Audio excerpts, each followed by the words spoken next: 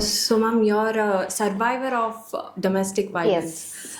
Yes. Still, we see many women, being silent of the sufferings they undergo. So, what do you have to say for them?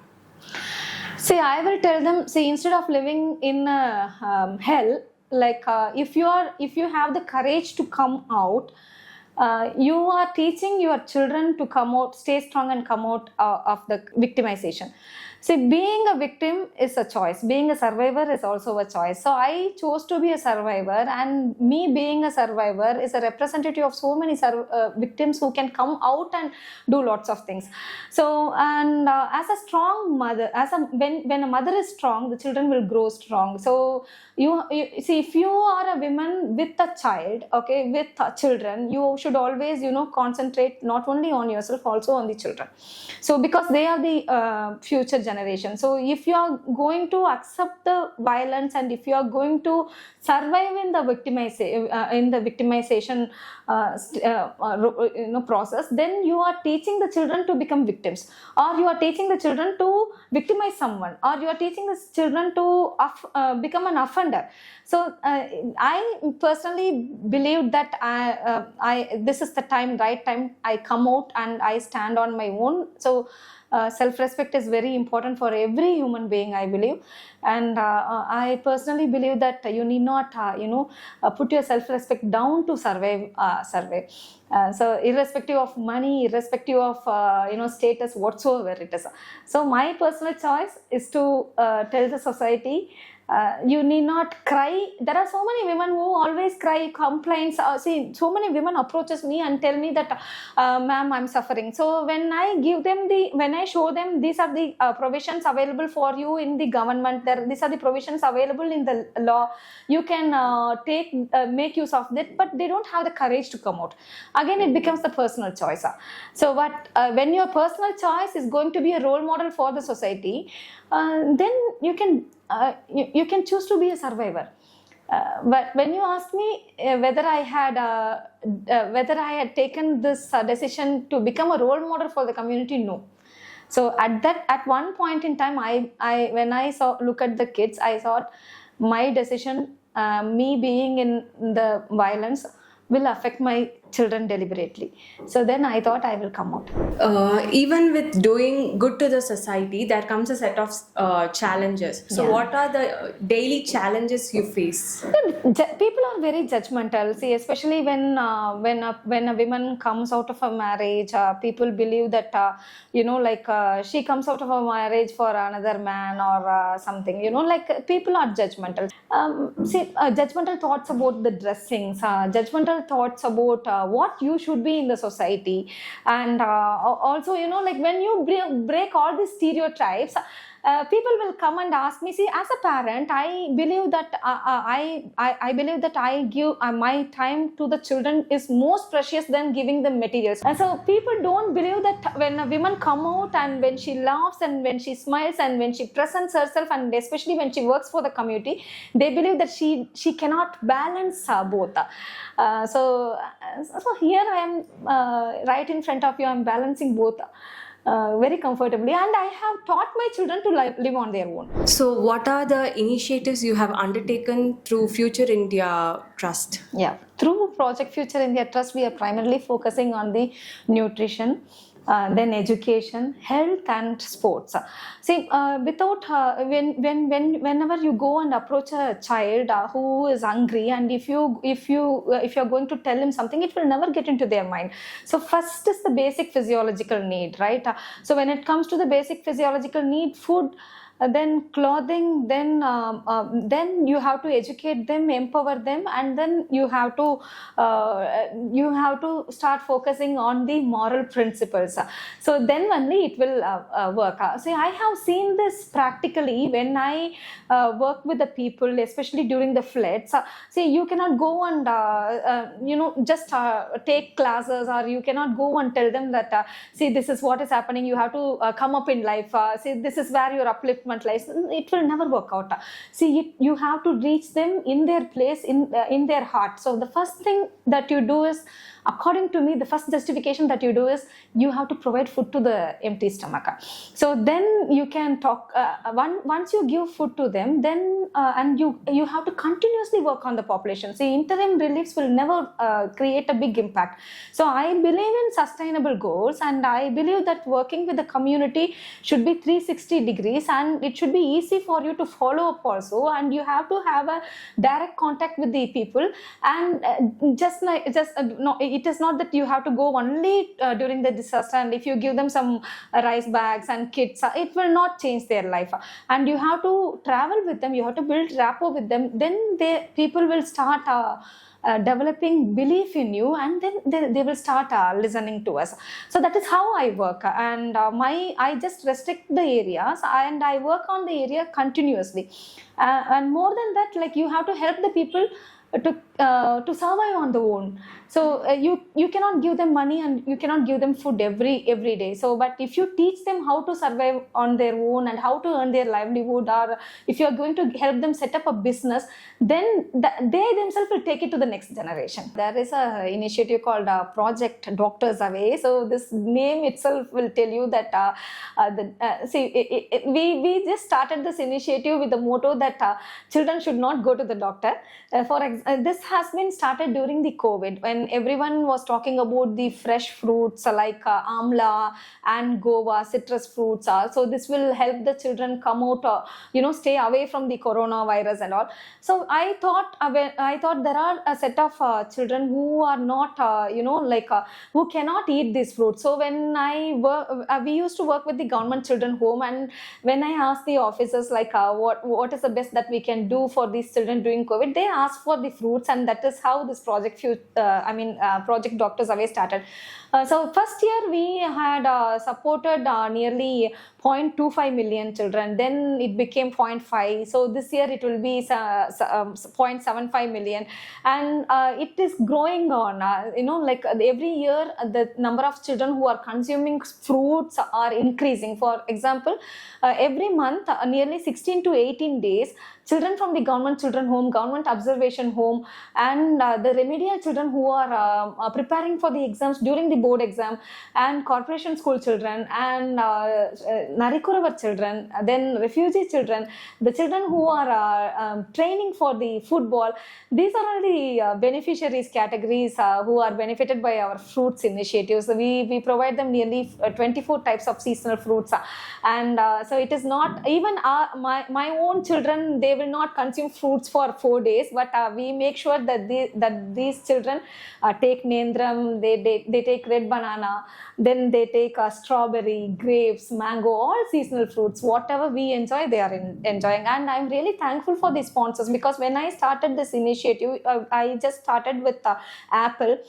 So when we had very few donors, because people believe, even sometimes, people believe that giving food, when I ask for food, they say yes, but when I ask for fruits, they believe that fruits are luxurious things.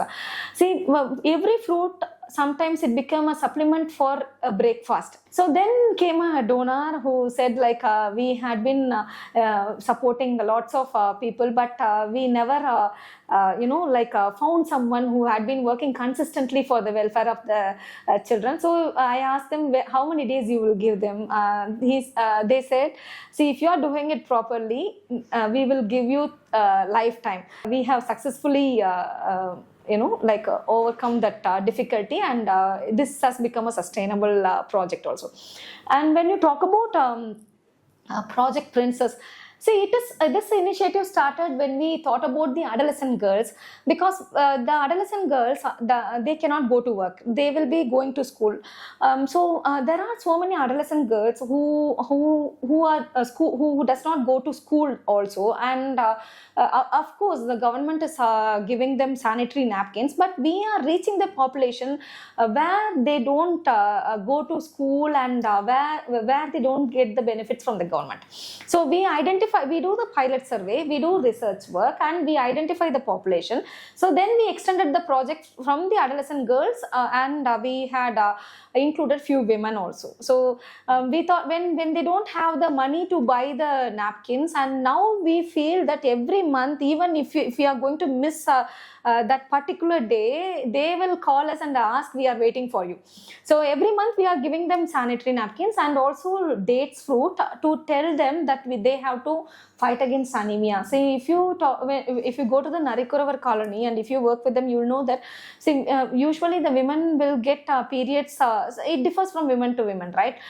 Some will have it for 3 days, some will get the periods for 7 days, but these girls, they get for 15 to 20 days. They are all severely anemic, and when I give them 2 or 3 packets of pads, they call me like this, and they will, akka come here, எனக்கு வந்து அதிகமா படுது, like எனக்கு I'm getting the flow off, and you give me 2 more packets extra. It is very painful to hear that, and they will look very slim, and they will not have they look anemic, they look pale, but still they survive. And we believe this has created a bigger difference in the life of the needy adolescent girls and women who really cannot afford to buy napkins.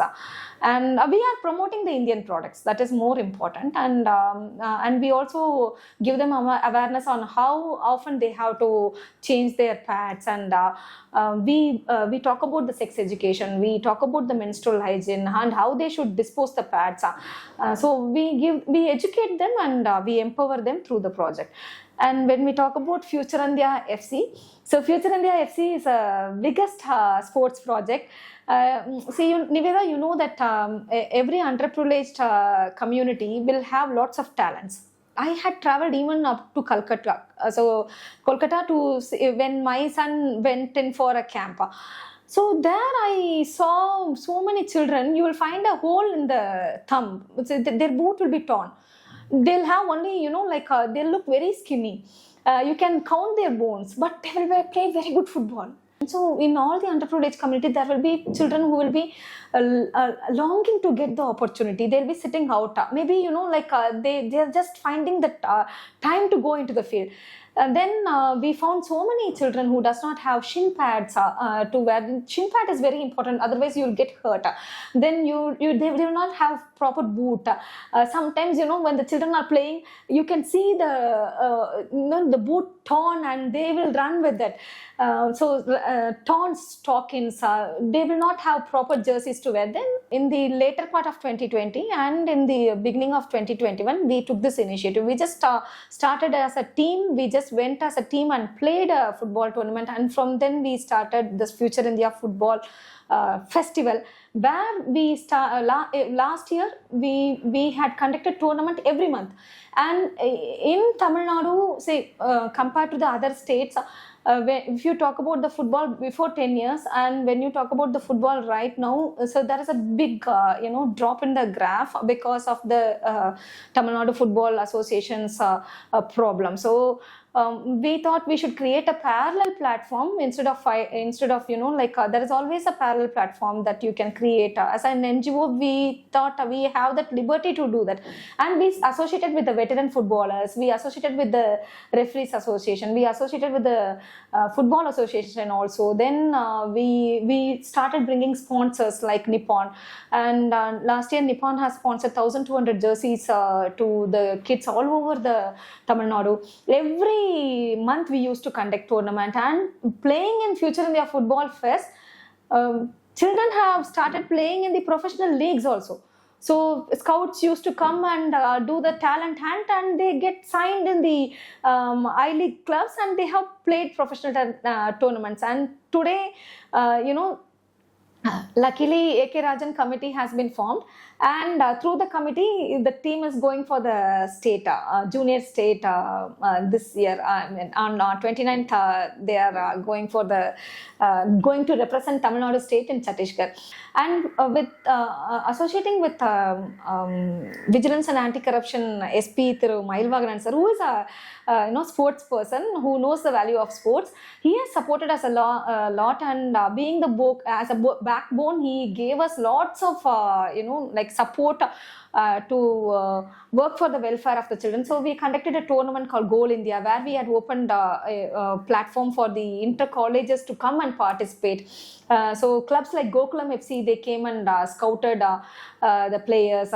And it just did not stop there. And when Kamaraj sir was the IAS officer, and when he was the MD for TANSAM, Tamil Nadu Cements Corporation, he had a very big heart to help us conduct the women tournament, first girls tournament. So he brought in, he encouraged all the district officers to come and support these children. So we conducted tournament in the Nehru Stadium, and we have a very good association with the Sports Development Authority of Tamil Nadu, where the member secretary and the minister and the sports department had given tickets, free tickets for the refugee children, Sri Lankan refugee children, then children who are under the government social defense home, children under care and protection.